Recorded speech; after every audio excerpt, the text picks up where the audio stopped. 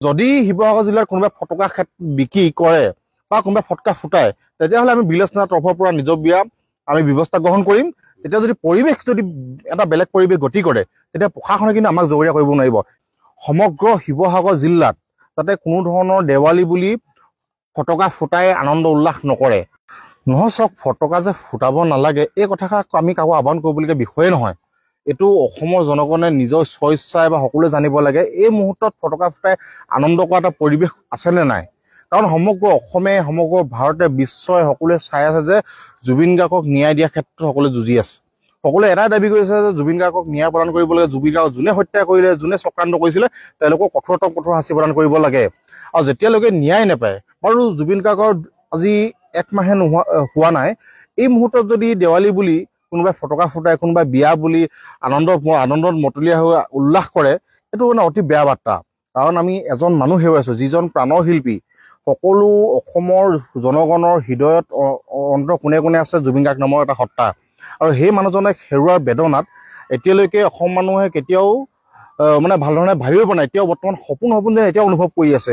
তেওঁ ৰৈ ৰৈ বিনালে যেতিয়া গীতটি দুদিনমানৰ আগত তেওঁলোকে প্ৰকাশ কৰিছিলে, তেতিয়া সমগ্ৰ অসমবাসী ৰাইজে জুবিন গাৰ্গ যেন জীয়াই আছে, যেন জুবিন গাৰ্গ আমাৰ মাজত আছে, তেনেকুৱা এটা অনুভৱ কৰিছিলে।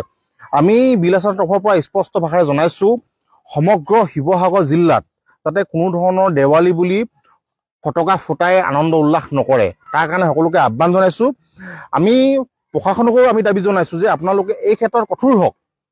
জুবিন গাৰ্গ আজি ঢুকুৱা বেছি দিন হোৱা নাই। আপোনালোকে প্ৰশাসনে যদি এতিয়াই নাকি নলগায় ব্যৱসায়ীসকলক, তেওঁলোকে লাভালাভ বিভিন্ন সময়ত কৰি আছে। আজি 18 বছৰে তেওঁলোকে দেৱালী হওক, পূজা হওক, বিভিন্ন ধৰণৰ অনুষ্ঠান প্ৰতিষ্ঠানৰ ফটকা বিকি তেওঁলোকে লাখ লাখ টকা ইনকাম কৰিলে।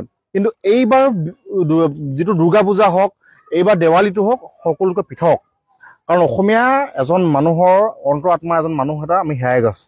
সেইকাৰণে আমি কঠোৰ ভাষাৰে আমি আহ্বান কৰিছোঁ আৰু দাবী জনাইছোঁ, যদি শিৱসাগৰ জিলাৰ কোনোবাই ফটকা বিক্ৰী কৰে বা কোনোবাই ফটকা ফুটায় তেতিয়াহ'লে আমি বিলেজ থানাৰ তৰফৰ পৰা নিজাববীয়া আমি ব্যৱস্থা গ্ৰহণ কৰিম। তেতিয়া যদি পৰিৱেশ যদি এটা বেলেগ পৰিৱেশ গতি কৰে তেতিয়া প্ৰশাসনে কিন্তু আমাক জগৰীয়া কৰিব নোৱাৰিব। সেইকাৰণে সকলোকে আহ্বান কৰিছোঁ, ব্যৱসায়ীসকলক বিশেষকৈ আহ্বান কৰিছোঁ, আপোনালোকে ফটকা একদম বিকা বন্ধ কৰক। তাৰ পৰিৱৰ্তে প্ৰত্যেকৰ ঘৰে ঘৰে জুবিন গাৰ্গক শ্ৰদ্ধাঞ্জলি জনাই আত্মা সদগতি কামনাৰ্থে একোখনকৈ বন্তি প্ৰদান কৰিবৰ কাৰণে মই সকলোকে আহ্বান জনাইছোঁ।